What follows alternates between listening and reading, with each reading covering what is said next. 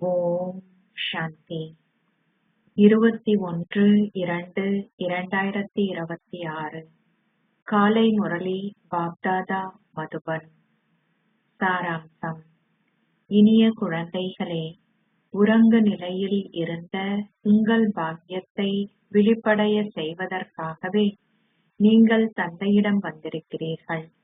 உலக அதிபதிகள் ஆகுவதே உங்கள் பாக்கியத்தை விழிப்பட செய்வது என்பதன் அர்த்தமாகும்.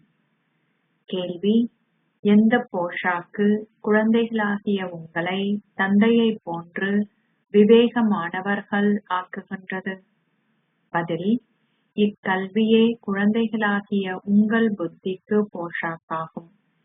இக்கல்வியை தினமும் கற்பவர்களினது, அதாவது இப்போஷாக்கை தினமும் உட்கொள்பவர்களின் புத்தி தெய்வீகம் ஆகுகின்றது.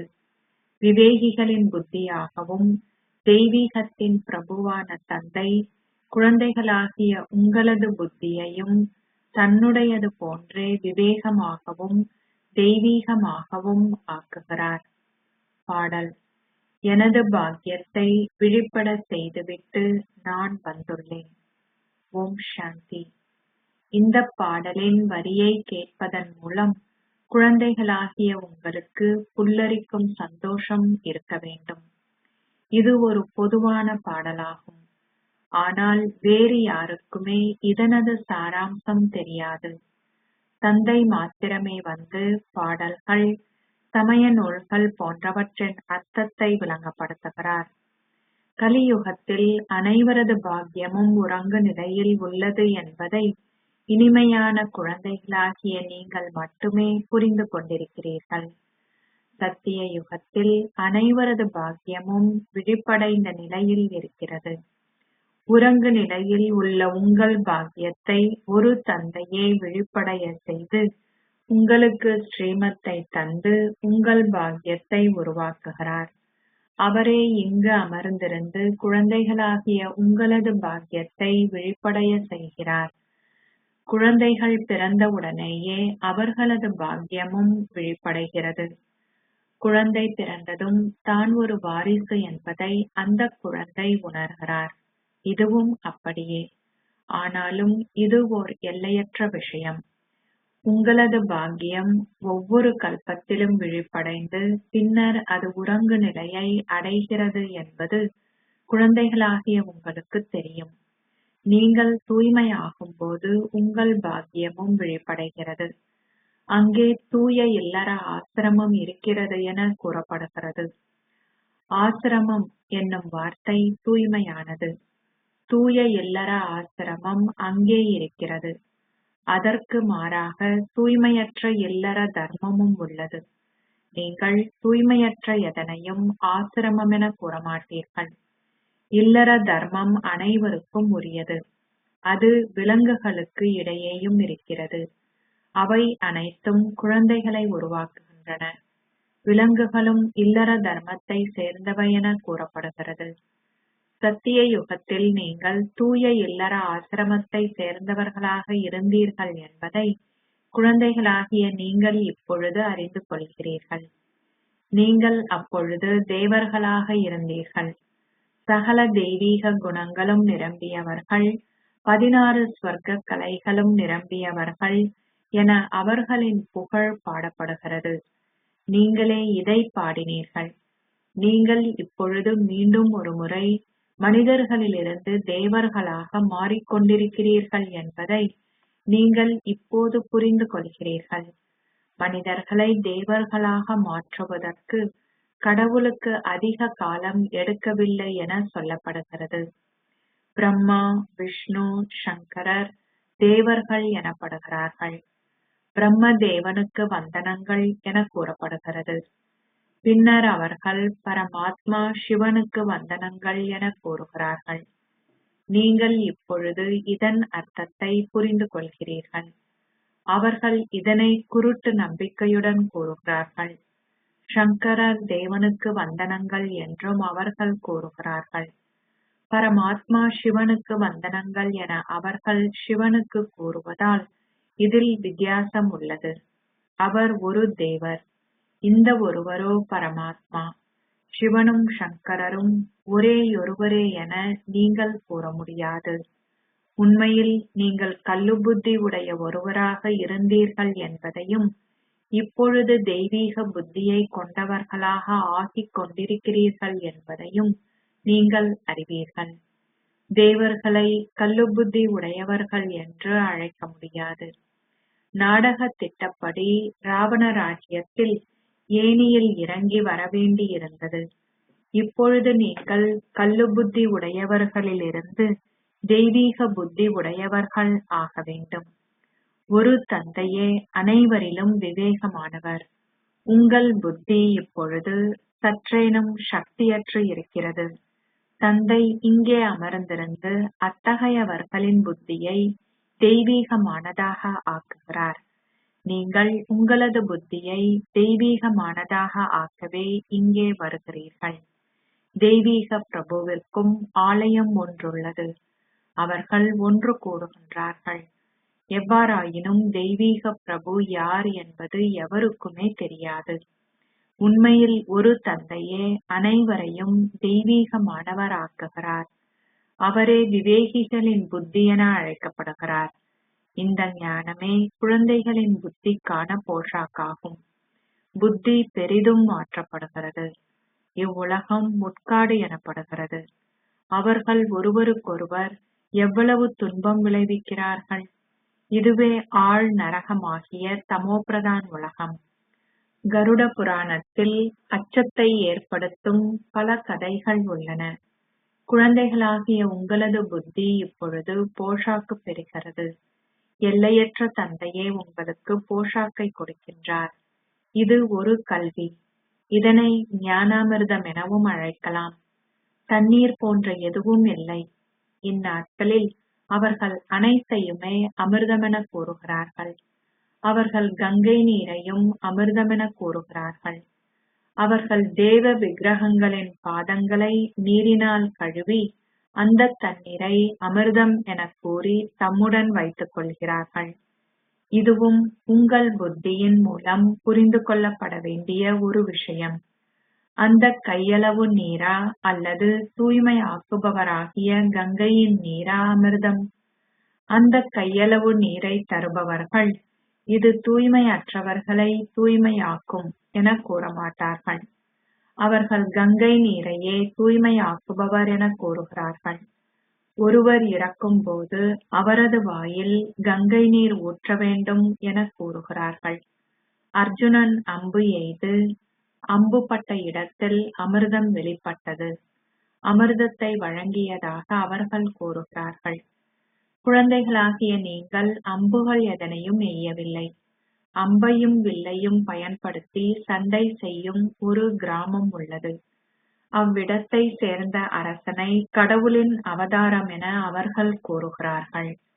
எவ்வாறாயினும் எவருமே கடவுளின் அவதாரமாக இருக்க முடியாது. உண்மையில் அனைவருக்கும் சர்க்கதியை அருள்கின்றவர் ஒரேயொரு சத்குருவே.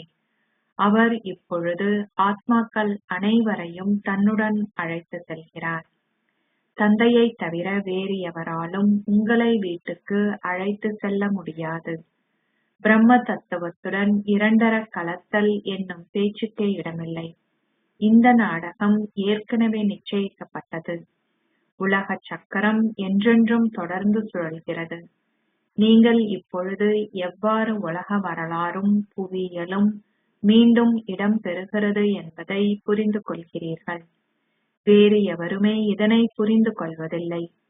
மனிதர்கள், அதாவது ஆத்மாக்கள், ஓ தந்தையாகிய கடவுளே என தந்தையாகிய படைப்பவரை நினைத்து கூறிய போதிலும் அவர்களுக்கு அவரை தெரியாது.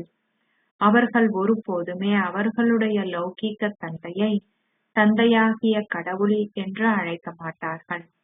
அவர்கள் தந்தையாகிய கடவுள் என்னும் வார்த்தைகளை மிகுந்த மரியாதையுடன் கூறுகிறார்கள். ஓ தூய்மையாக்குபவரே, துன்பத்தை நீக்கி சந்தோஷத்தை அருள்பவரே என அவரை நோக்கி பாடுகிறார்கள். அவரே துன்பத்தை அகற்றி சந்தோஷத்தை அருள்பவர் என அவர்கள் ஒருபுறம் கூறுகிறார்கள். மறுபுறம் அவர்கள் துன்பத்தை அனுபவிக்கும் பொழுது அல்லது அவர்களின் குழந்தை இறக்கும் பொழுது கடவுளே துன்பத்தையும் சந்தோஷத்தையும் தருகிறார். அதாவது கடவுள் அவர்களது குழந்தையை எடுத்துவிட்டாரென கூறுகிறார்கள். அவர் என்ன செய்தார்? அவர்கள் கடவுளை புகழ்ந்து பாடுகிறார்கள். பின்னர் ஏதேனும் ஒன்று நடந்தால் அவரை அவதூறு செய்ய ஆரம்பிக்கிறார்கள். கடவுளே அந்த குழந்தையை கொடுத்ததாக அவர்கள் கூறுகிறார்கள். அப்படியாயின் அவர் அக்குழந்தையை திரும்ப எடுத்துக்கொண்டால் அவர்கள் ஏன் அழ வேண்டும்? குழந்தை கடவுளிடம் சென்று விட்டார், அவ்வளவுதான். சத்திய யுகத்தில் எவரும் அழுவதில்லை. தந்தை விளங்கப்படுத்துகிறார், எவருமே அழவேண்டிய அவசியமில்லை. ஆத்மா சென்று தனது கர்ம கணக்குகளுக்கு ஏற்ப இன்னொரு பாகத்தை நடிக்க வேண்டும். மக்களிடம் இந்த ஞானம் இல்லாததாலேயே அவர்கள் பித்து பிடித்தவர் போல் அழுகிறார்கள். இங்கே தந்தை விளங்கப்படுத்துகிறார், உங்கள் தாய் இறந்தாலும் நீங்கள் அல்வா சாப்பிட வேண்டும். நீங்கள் பற்றை அழிப்பவராக வேண்டும். என்னுடையவர் எல்லையற்ற தந்தை ஒருவரே அன்றி வேறு எவரும் அல்ல. குழந்தைகளாகிய நீங்கள் அத்தகைய ஸ்திதியை கொண்டவர்களாக இருக்க வேண்டும். பற்றை வென்ற அரசனின் கதையை செவிமடுத்து இருப்பீர்கள் இல்லையா? அவை எல்லாம் கட்டுக்கதைகள். சத்திய யுகத்தில் துன்பம் என்ற பேச்சுக்கே இடமில்லை. அங்கு ஒரு பொழுதும் அக்கால மரணம் ஏற்படுவதில்லை. நீங்கள் மரணத்தை வெல்லுகிறீர்கள் என்பதை குழந்தைகளாகிய நீங்கள் புரிந்து கொள்கிறீர்கள். தந்தையே மகா காலன் எனப்படுகிறார். மரணங்களுக்கு எல்லாம் மரணமானவர் உங்களை மரணத்தை வெல்ல செய்கிறார். நீங்கள் ஒருபோதும் அக்கால மரணம் அடைய மாட்டீர்கள் என்பதே இதன் அர்த்தம். ஆத்மாக்கள் மரணம் அடைய முடியாது. ஆத்மா ஒரு சரீரத்தை துறந்து இன்னொன்று எடுக்கிறார். இதுவே மரணம் எனப்படுகிறது. மரணம் என்பது வேறு எதுவுமல்ல. மக்கள் புகழ் பாடுகின்ற பொழுதிலும் அவர்கள் எதனையும் புரிந்து கொள்வதில்லை. அவர்கள் புகழ்ந்து பாடுகின்ற போதிலும் அப்பாடல்களின் அர்த்தத்தை புரிந்து கொள்வதில்லை. இப்பொழுது அனைத்தும் மனிதனின் விளக்கத்துக்கு அப்பாற்பட்டு உள்ளது. தந்தை விளங்கப்படுத்துகிறார், இந்த 5 விகாரங்களும் உங்கள் புத்தியை மிகவும் கெடுத்துவிட்டன. பத்ரிநாத் முதலியவற்றிற்கு பல மக்கள் செல்கிறார்கள். இன்று 2 லட்சம் முதல் 4 லட்சம் வரை மக்கள் செல்கின்றனர். முக்கிய உத்தியோகஸ்தர்களும் அங்கு யாத்திரை செல்கிறார்கள். நீங்கள் அங்கு செல்வதில்லை. ஆகையால் அவர்கள் பிரம்மா குமாரிகள் நாஸ்திகர்கள் ஆகிவிட்டார்கள். ஏனெனில் அவர்கள் வழிபாடு செய்வதில்லை என கூறுகிறார்கள். கடவுளை அறியாதவர்களே நாஸ்திகர்கள் என நீங்கள் அவர்களுக்கு கூறுகிறீர்கள். எவருமே தந்தையை அறியாதவர்களாக இருப்பதாலேயே இது அனாதைகளின் உலகம் எனப்படுகிறது. அவர்கள் தொடர்ந்தும் தங்களிடையே பெருமளவு சண்டை சச்சரவுகளில் ஈடுபடுகிறார்கள். இவ்வுலகம் முழுவதும் பாபாவின் வீடாகும் இல்லையா? உலகம் முழுவதிலும் உள்ள குழந்தைகளை தூய்மையாக்கவே தந்தை வருகிறார்.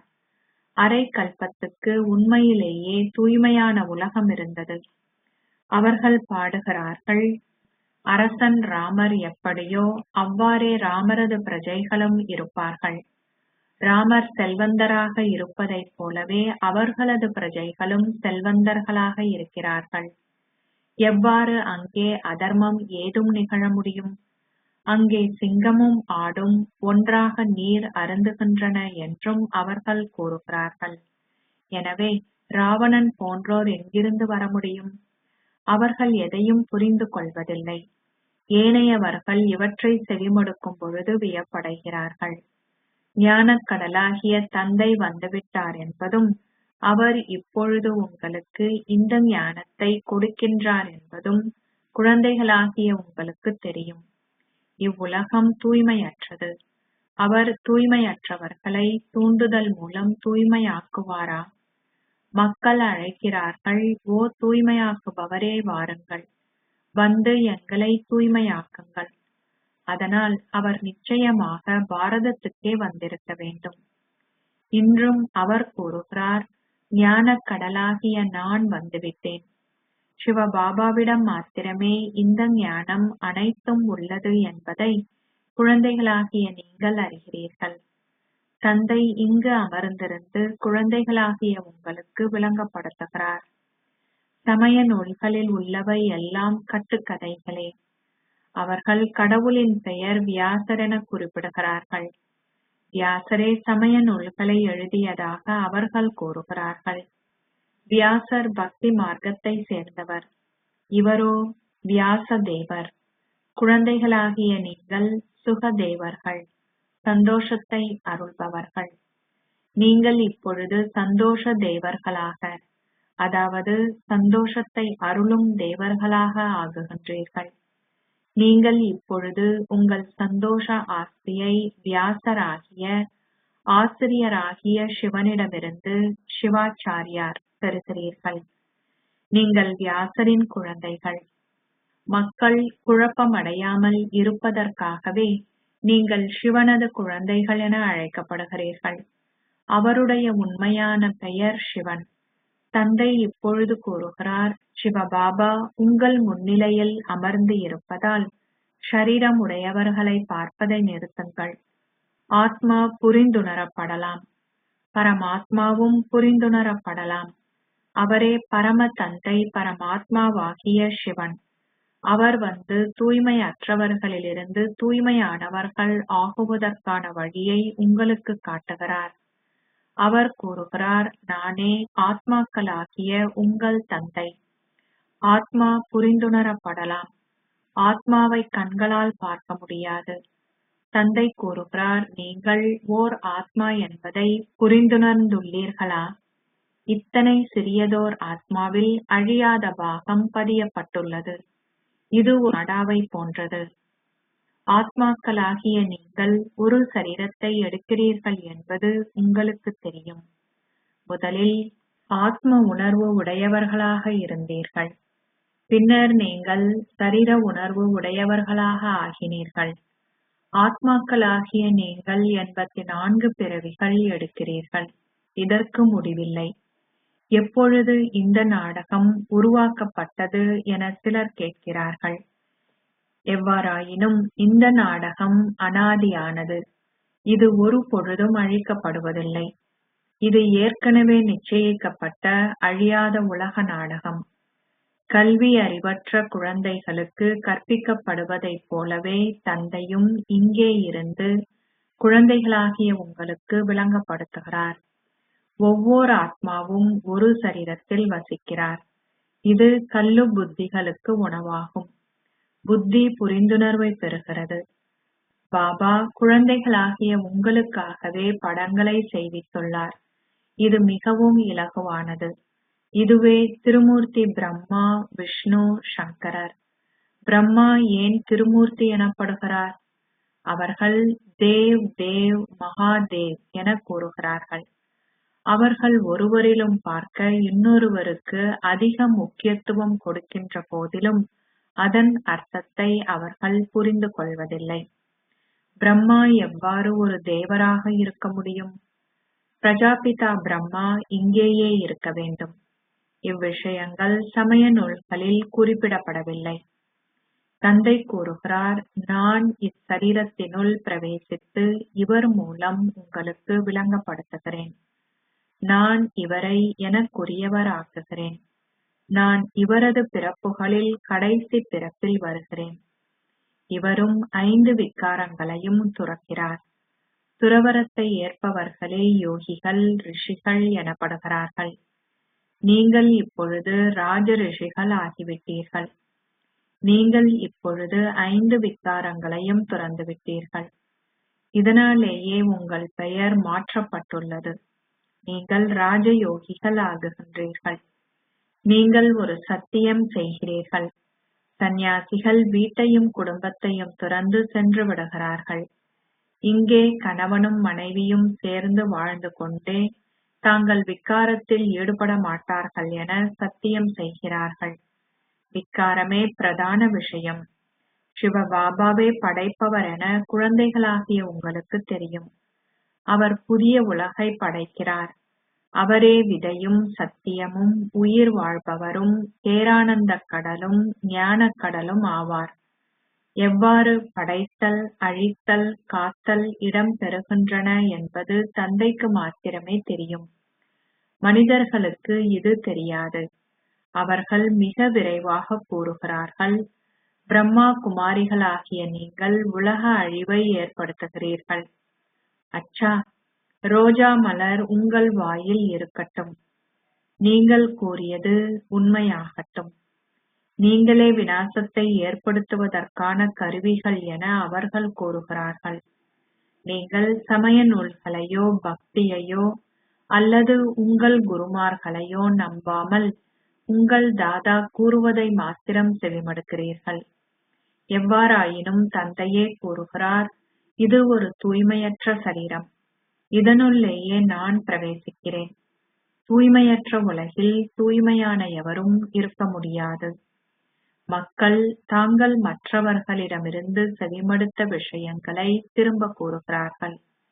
இத்தகைய வதந்திகளினாலேயே பாரதம் மிகவும் சீரழிந்து விட்டது. பின்னர் தந்தை வந்தே உங்களுக்கு உண்மையை கூறி அனைவருக்கும் சர்க்கதியை அருள்கிறார். நல்லது. இனிமையிலும் இனிமையான அன்புக்குரிய, எப்போதோ தொலைந்து இப்போது கண்டெடுக்கப்பட்டிருக்கும் குழந்தைகளுக்கு உங்கள் தாய் தந்தையாக இருக்கும் பாப் தாதாவின் அன்பும் நினைவுகளும் காலை வந்தனங்களும்.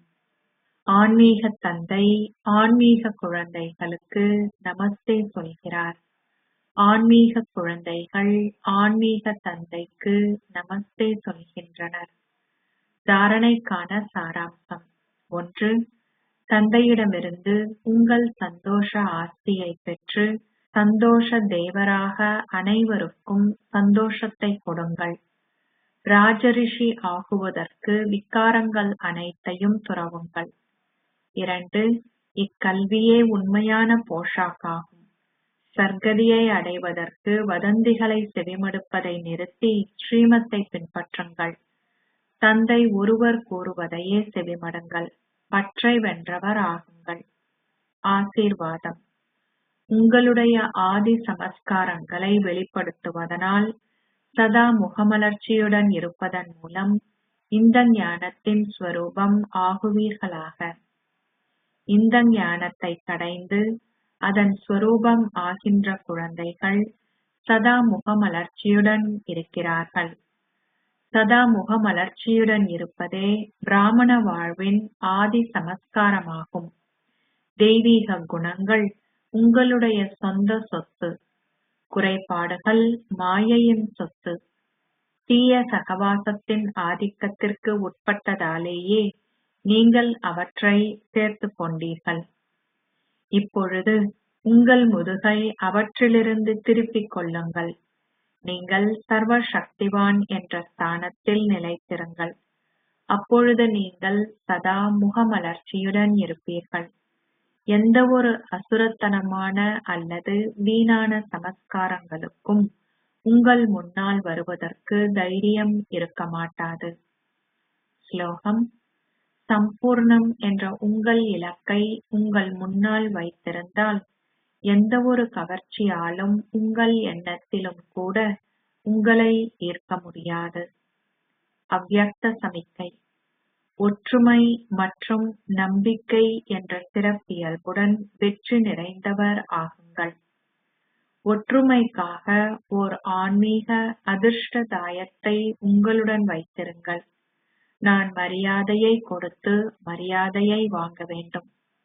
இந்த மரியாதையின் பதிவு வெற்றிக்கான அழியாத பதிவு ஆகுகின்றது.